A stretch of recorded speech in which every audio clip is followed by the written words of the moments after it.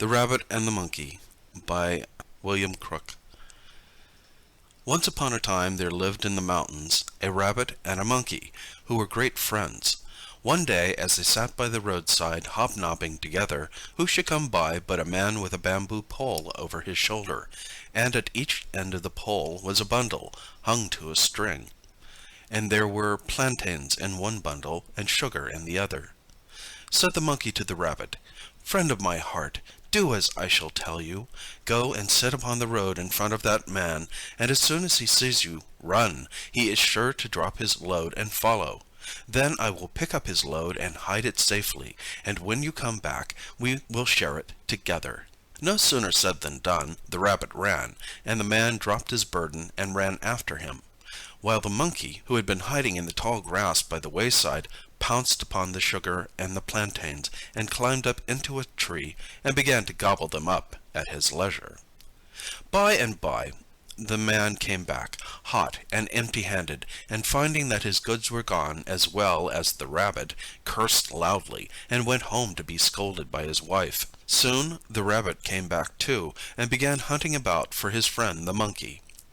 High and low he searched, and not a trace could he find, till he happened to cast his eyes aloft, and, lo and behold, there was Mr. Monkey up in a tree, munching away with every sign of enjoyment. "Hullo, friend," said he, "come down out of that." "I'm very comfortable here, thank you," said the monkey. "But where's my share?" asked the rabbit indignantly. "All gone, all gone," mumbled the monkey, and pelted him with the plantain peel and balls of paper made out of the packets where the sugar had been. "Why did you stay so long? I got hungry and could not wait any longer." The rabbit thought his friend was joking, and would not believe it, but it was only too true. The greedy creature had not left a scrap. "Do you really mean it?" said the poor rabbit. "If you don't believe me, come and see," said the monkey, and, seizing the rabbit by his long ears, he hauled him up into the tree, and, after mocking him and making great game, he left him there and went away. Now the rabbit was afraid to jump down from such a height, for fear of breaking his neck, so up in the tree he remained for a long time. Many animals passed under the tree, but none took pity on the rabbit, until at last came an old and foolish rhinoceros, who rubbed his withered hide against the trunk. "Kind rhinoceros," said the rabbit, "let me jump down upon your back." The rhinoceros, being a simple creature, agreed. Down came the rabbit, with such a thud that the rhinoceros fell on his stupid old nose and broke his fat old neck, and died. The rabbit ran away, and away he ran, until he came to the king's palace, and he hid under the king's golden throne. By and by, in came the king, and in came the court. All the grandees stood around in their golden robes, glittering with rubies and diamonds, and their swords were girt about their waists. Suddenly they all heard a terrific sneeze. Everybody said, "God bless you," while the king thundered out, "Who has the bad manners to sneeze in the king's presence?" Everybody looked at his neighbor, and wondered who did it. "Off with his head!" shouted the king. Another sneeze came.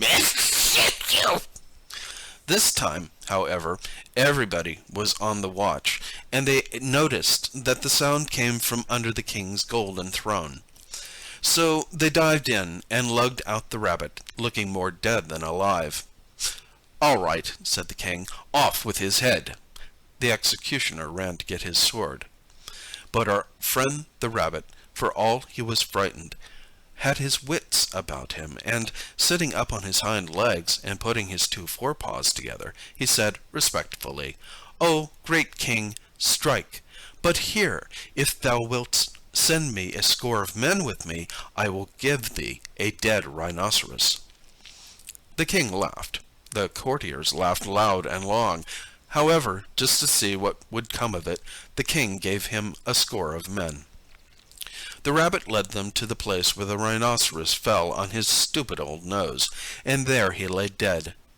With great difficulty the men dragged the Rhinoceros home.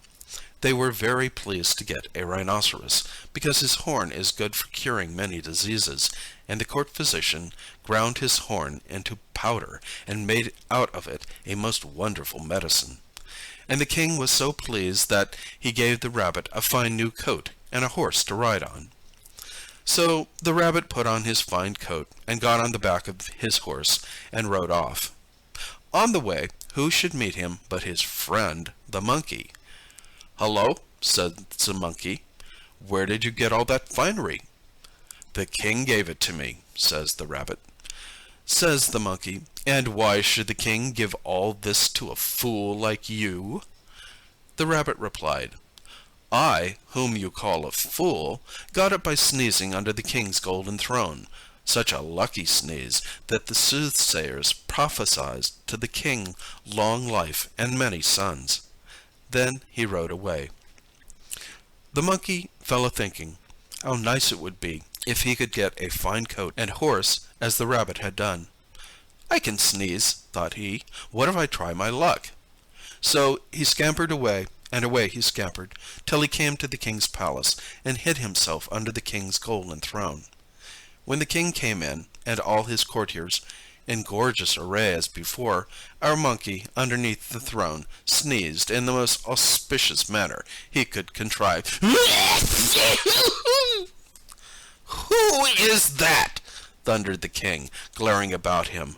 "Who has the bad manners to sneeze in the king's presence?" They searched about until they found the monkey hidden under the throne, and hauled him out. "What hast thou, wily tree climber?" asked the king, "that I should not bid the executioner cut off thy head?" The monkey had no answer ready. At last he said, "O king, I have some plantain peel and pellets of paper."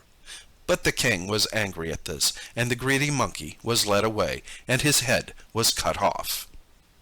End of The Rabbit and the Monkey by William Crooke.